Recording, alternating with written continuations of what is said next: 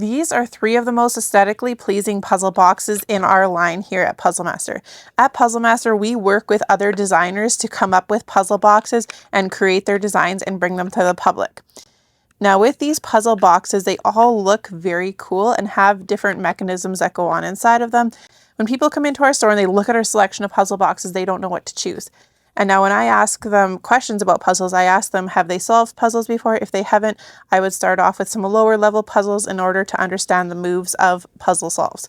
In puzzle solves, some of them will have pieces that move, and some of them will have things you can hear going on inside of them, but you can't quite solve them until you figure out how the mechanism works. And that's why I suggest to start off with easier level puzzles to understand how the mechanism works. And then once you understand those mechanisms, now you can go and try different things that you've learned on the previous puzzle box in order to solve these more difficult ones. This is a big rig puzzle box. It's a level 9 out of 10 on the Puzzle Master's difficulty scale. Then we go to the Clever Clock here, which is an 8 out of 10, and the Lock Cabin here, which is an 8 out of 10 as well. Now, each of these 2 puzzle boxes have 2 secret compartments hidden in them, but we actually can't access those compartments until we find tools that'll help us solve the next part of the puzzle. That is in the puzzle world called sequential discovery, when a tool will lead you to the next part of the solve. So in order to get this metal pin out right here, I need a magnet or something else to release that metal pin. With a Clever Clock, all that we start off with is this piece moving on the front. If we flip over onto the back of the puzzle, we can have this piece moving here, which reveals a little bit of a hidden maze. So you have to work through this maze without seeing it. Then if we go on to the bottom part of the puzzle, this part feels like it's going to lift up and you can hear a ball moving around inside of there, but it's a completely hidden movement. You will never be able to see what's going on, but you just have to hear and feel and understand what's going on inside. With this one here, you can get a little bit of movement from the shutters. You can get a slight movement from the windowsills and a slight movement from the bottom of the box, but that's the only parts on this puzzle box that move.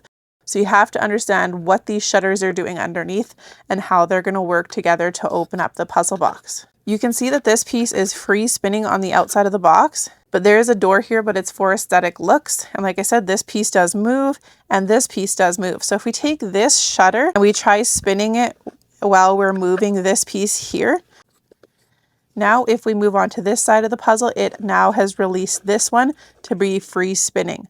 So there's some mechanism inside of there that you are working with these pieces on the outside of the puzzle box. And so we'll continue on and try to find the movement.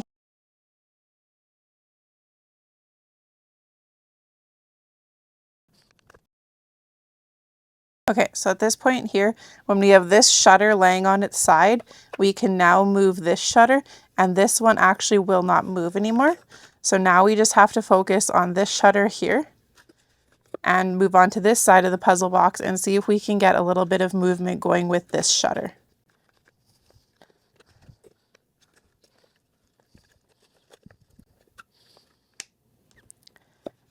We can get a little bit of extra movement from the bottom of the puzzle box now, and all we have to do is pull open the bottom to see the hidden spot inside.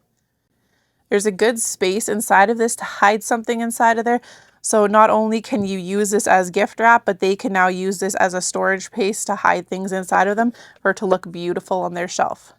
Moving on to the Clever Clock, we notice that this piece can move on the back, but we can't lift the maze up at this point no matter where we put this piece on the back because it is locked in place. If we flip over onto the front of the puzzle box, we do have this clock here. There's really nothing that tells us the time or anything like that. You can see this panel is moving a little bit here on top, so maybe this is linked to this. So we have to find another step first. Now the only other piece that moves on this box is going to open up here. So this is going to be one of the compartments, and then there's another compartment up here where this lid is moving. So in order to open this piece here, we have to figure out how the ball is moving in here in order to lift this piece up. And it just takes a little bit of fiddling around with. If you move the ball inside of there,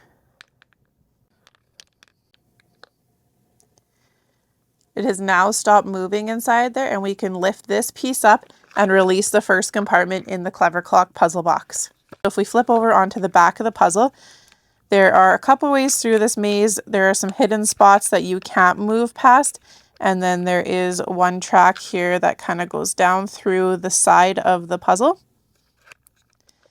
And then there is a point here where you have to go back in and come back out this track here on the left-hand side. And then you can finally reveal the maze. Now that we've released the maze, you can tip over the puzzle box and this piece will easily fall out, which reveals the second compartment here. If we just flip over the puzzle box at this point here, the compartment will not come out. We actually have to work with the time on this one to figure out where the clock is going to come out. Now it doesn't really give us on the time on the outside of the box, but if you look in here, we can get it to move to a point where we see it line up together inside there. It's going to be really hard to show on camera here. And then at this point here, we can tip over the box to slide this part out. And so we needed to line up this piece here with this cut. As you can see on the inside now, you can see that mechanism that was working inside of there. So if we twist this piece, we had to line up both of those openings together. So as we notice, there are a lot of things on this puzzle box. You can see this cab is going to move here. This piece can move on the bottom, but we don't have anything to work with it yet. You can see there are some holes and some like printing on the bottom here. The only piece that we can get any movement from on this Big Rig puzzle box is this piece right here. Now, if we go and try this piece on some of these parts on the puzzle box and maybe try use it to push through, we actually can't get it through these slots on the bottom. Like it looks like it should fit there, but it's a little bit too thick. So if we take this puzzle box and we hold it upside down, give it a bang, and out pops another part of the puzzle box. Now on the bottom here, you can see there are two magnets. That's what was holding it on in the box.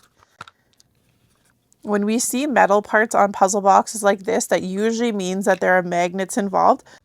If we take those magnets and we run them over top of these metal pins, we can release one on this side. And then going over onto this side, we can release the second one. And now we can release the first part of the Big Rig puzzle box. If you look at the cage here, you can see there's a star, and that marks the starting point for this ball bearing. You want it on this side of the puzzle box in order to get it out through the bottom. I like to use this little pin as a tool to help me guide it through, as it'll just kind of like jump through the levels very fast if you don't. Once we get it into this middle spot here, we only want it to go down to the third level. It's very difficult to show this on camera, as you have to have the dexterity to get it to the right levels.